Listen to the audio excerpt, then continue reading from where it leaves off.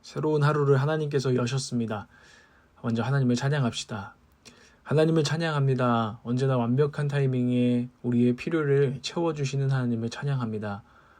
그러나 우리에게 채워주신 것들이 아니라 하나님만으로 만족할 수 있다는 것을 항상 기억합니다. 주님은 나의 참된 만족이 되십니다. 모든 것들 지나가고 사라져도 주님은 나의 영원한 기업이십니다. 생명을 주시는 주님을 찬양합니다. 아멘. 오늘은 히브리서 10장 19절에서 25절 말씀을 함께 묵상하도록 하겠습니다. 오늘 히브리서의 말씀은 19장 19절에서 21절을 먼저 보면요. 이런 내용이 나오고 있습니다. 이제 지성소, 그러니까 곧 하나님께서 계신 곳이죠. 하나님이 가장 성전에 보면 가장 깊은 방입니다. 룸입니다. 거기 하나님이 계신 곳인데 이 하나님 앞으로 누구든지 모든 성도가 예수 그리스도의 피를 힘입어서 담대하게 나아갈 수 있다라는 이야기를 하고 있습니다. 예수님께서 그분의 피로 보혈로 흘려주심으로 말미암아 우리를 그것을 덮어주심으로 말미암아 모든 그분을 믿는 모든 신자에게 하나님께 나아갈 수 있는 새로운 살길, 새로운 산 길을 열어주셨다고 성경은 선포하고 있습니다. 복음은 그렇게 우리에게 해방을 알립니다. 예수께서 우리를 위한 희생 제물이 되심으로 또 하나님과 우리 사이의 화목 제물이 되심으로 우리 하나님과 죄인 사이를 막던 휘장이 찢어졌다라는 것을 우리는 들었습니다. 휘장이 뭐죠? 커튼, 아주 두꺼운 커튼인데요. 하나님이 계신 그 지성소 앞에는 아주 두꺼운 커튼으로 하나님이 가려져 있었습니다. 그런데 예수님이 십자가에서 죽으심으로 말미암아 그 휘장이 위에서부터 아래로, 그러니까 위에서 하나님 편에서 그것을 찢으셨다는 거죠. 위에서 아래로 찢어져 내렸다라는 것을 히브리서는 이야기해주고 있는 것입니다. 하나님이 계신 하나님의 집에는 그 또 우리의 제사장 되시는 예수님께서 늘 이제는 부활하셔서 제사장이 되시고 중보자가 되셔서 계신다라고도 21절에서 표현하고 있습니다. 이 모든 표현이 결국에는 무엇을 말합니까? 예수 그리스도께서 이루신 일을 우리는 믿고 담대히 이제는 하나님께, 죄인이지만 하나님께 나아갈 수 있다라는 것을 우리는 다시 한번 확신케 하는 것입니다. 그런 이 먼저 믿음을 선포하고 나서 히브리서는 22절에서 25절 가운데 우리에게 세 가지 권면을 하죠. 먼저 22절입니다. 그러니 우리는 확고한 믿음을 가지고 참된 마음으로 하나님께 나아갑시다. 우리는 마음에다가 예수의 피를 뿌려서 죄책감에서 벗어나고 맑은 물로 몸을 깨끗이 씻었습니다. 라고 선포합니다. 확고한 믿음과 참된 마음으로 하나님께 나아가자라는 거예요. 주님께서 길을 여셨는데 하나님께 나아갈 길을 여셨는데 나아가지 않는다면 그것은 주님의 은혜를 무시하는 것입니다. 그러니 우리는 이 공짜의 길이 열렸으니 확고한 믿음과 주님께 내가 한 것이 아니라 주님께서 다 이루셨다라는 확고한 믿음과 참된 마음, 이 은혜에 합당한 마음으로 하나님께 나아가자라는 것이죠. 이게 첫 번째 권면입니다. 참된 마음은 무엇일까요? 이 은혜에 합당한 마음인데 감사와 겸손과 진실함과 하나님을 사랑하는 마음이 아니겠습니까? 그런 마음을 품고 하나님께 우리가 계속해서 나아가자는 것입니다. 우리가 실제적으로 우리의 삶 가운데 오늘 개인의 예배를 드릴 때 또 우리 각 교회의 그런 공예배들 가운데 나아갈 때도 이런 참된 마음으로 또 확고한 믿음으로 오늘 내 실망스러운 모습과 여러 가지 모습들이 있었지만 우리는 그러나 담대히 확고한 믿음과 참된 마음으로 나아가는 줄 믿습니다. 23절에 보시면 두 번째 권면이 있습니다. 또 우리에게 약속하신 분은 신실하시니 우리는 흔들리지 말고 우리가 고백하는 그 소망을 굳게 지킵시다. 그 소망을 굳게 잡읍시다 라고 권면하고 있습니다. 무엇에 대한 이 소망을 굳게 지키자는 것입니까? 이 약속대로 이 땅에 오셨던 그리스도께서 그분이 또 다시 약속하신 대로 다시 마지막 날에 오실 것이다. 모든 것을 심판하시고 모든 것을 회복하시는 그 마지막 날에 그분이 재림하실 것이다 라는 소망이죠. 그리스도인들은 우리의 하나님께 나아가는 자들은 이 소망을 품고 살아가는 사람들입니다. 오늘의 삶 가운데 여러 가지 절망과 좌절이 있고 세상을 보면 여전히 부조리가 많이 있지만 그 가운데서도 함께 하나님께 나아가서 그분이 그리스도를 보내셨던 약속대로 그리스도를 초림 보내셔서 십자가와 부활을 이루셨던 것처럼 다시 오시는 그날을 약속하셨으니 반드시 그렇게 될 것이다.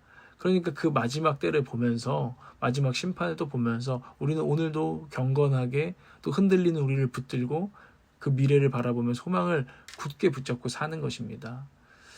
우리가 어떻게 흔들리지 않을 수 있는가에 대한 이유는 하나님은 신실하시기 때문이다라고 표현하고 있죠. 그 소망을 우리가 붙들고 흔들리지 않을 수 있는 이유는 하나님은 신실하셔. 하나님 말씀하셨어. 다시 오신다고. 주님 말씀하셨어. 그분은 신실하셔. 약속을 지키셔. 그러니까 약속하신 분이 늘 그 약속을 지키시는 신실한 분이라는 것을 우리가 믿으며 흔들리지 않고 소망을 굳게 지켜야 한다는 권면을 주고 있습니다.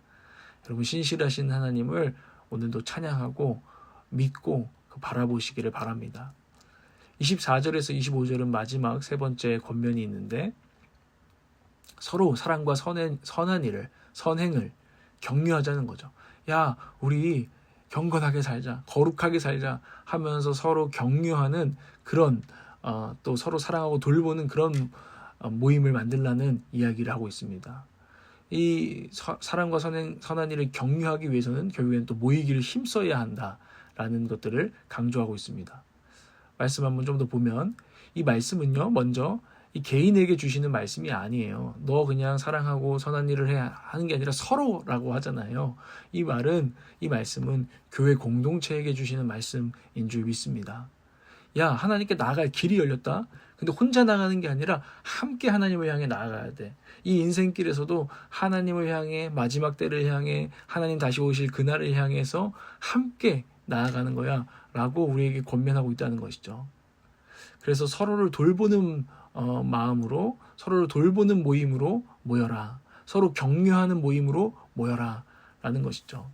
교회 우리 공동체의 모임은요, 서로의 여러 가지 어려움들을 돌볼 수 있고 들어주고 또 그 어려움들을 나눌 수 있는 모임이 되어야 하는 줄 믿습니다.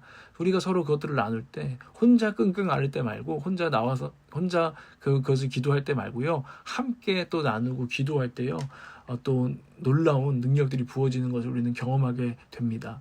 또 우리는 그냥 우리 힘든 일만 나누는 것이 아니죠. 야, 힘들지만 그래도 우리 믿음으로 살자. 말씀대로 살자. 우리 세상과 다르게 살자. 격려하는 이 모임이 되어야 한다는 것을 말씀 우리에게 말해줍니다. 이를 위해서는요, 근데요, 모이기를 힘써야 해요. 이게 모여야 그 일이 일어나지, 모이지 않고 그 일이 일어납니까? 각자 집에 있으면 그 일이 일어납니까? 그렇지 않습니다. 그래서 우리가 되도록 정말 시간을 내고 재정을 헌신하고 시간을 헌신하여서 교회 공모임에 많이 모이기를 힘써야 한다는 것입니다. 함께 하나님을 바라보고 함께 하나님께 나아가고 함께 하나님의 뜻을 향해서 살아내도록 힘을 내는 모임, 그런 모임이 지금 이 말씀을 듣고 있고 말씀을 읽고 있는 저와 여러분의 모임이 되기를 우리는 기도합니다. 저는 오늘 말씀 앞에 이제 적용을 해보면 저는 주일 예배가 떠올랐어요. 우리 주일 예배가 얼마나 귀한 모임인가. 그 귀한 모임을 우리가 합당한 태도로 임해야겠다. 하나님과 형제 자매 안에서 이 모임이 또 참된 안식이 됐으면 좋겠다. 세상을 살아내고 있는 이 성도들이 모였을 때에 어떤 단순한 휴가가 아니라 더 일을 많이 잘하려는 어떤 그런 휴가처럼 느껴지는 시간이 아니라 하나님과 형제자매 안에서 사랑, 참된 교제들이 일어나면서 진정 세상에서 맛볼 수 없는 안식이 임하는 그런 우리 온락 공동체 됐으면 너무너무 좋겠다. 주님, 우리 주일 예배를 축복해 주세요. 우리 주일 예배에 기름 부어 주세요. 라고 소망하고 기도하게 됐습니다. 서로 돌보고 격려하고 사랑하며 반석 위에 함께, 나 혼자만이 아니라 함께 굳게 서가는 그런 모임이 될 수 있도록 소망을 주시는 것을 오늘 저는 느낍니다. 주님께서 우리의 모임을 귀하게 여기시는구나. 우리의 모임을 주님께서 눈여겨보시는구나. 작은 사람들일지라도 두세 사람 진실하게 예수 그리스도 안에서 모일 때 주님은 그 모임 가운데 거하시는구나. 이것을 잊지 말아야겠다. 여러분, 그것을 잊으시면 안 됩니다. 이 모임을 하찮게 여기시면 정말 안 됩니다. 그만큼 우리도, 나도 이 모임을 귀하게 여겨야겠다라는 마음이 다시 한번 그 감동이 부어지기를 원합니다. 또한 고민을 합니다.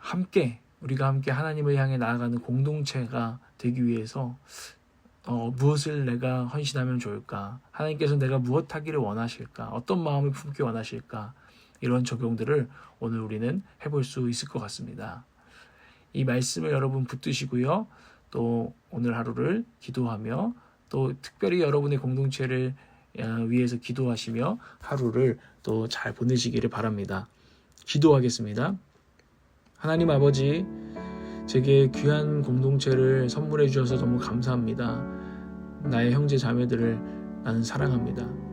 성령을 통해서 이루어주신 교회 공동체, 이 교회를 통하여 또 공급하시는 하나님의 여러 가지 선물을 그동안도 누렸고 앞으로도 누릴 것임을 하나님 알고 또 미리 감사합니다. 주님 주신 교회를 귀하게 여기는 마음 잃지 않게 하시고 교만한 마음은 물리치게 하여 주시옵소서. 함께 하나님을 향해 나아가는 사람들의 모임이 될 수 있도록 아낌없이 헌신하는, 기도하는 제가 되게 해주십시오. 이 모임이 각각의 이름을 놓고 또 서로 기도하며 돌보고 격려하는 역사로 그 가운데 나오는 능력으로 영혼들이 일어나고 이 공동체의 모임 가운데 위로를 받고 다시 한번 제자로 서는 그런 모임이 될 수 있도록 인도해 주시옵소서. 오늘도 흩어져 있는 형제 자매들이 있습니다. 삶의 현장 가운데 강건하게 주님과 동행하게 하여 주시옵소서. 공동체 밖에 있는 영혼들, 요즘 가난한 성도들이 있습니다.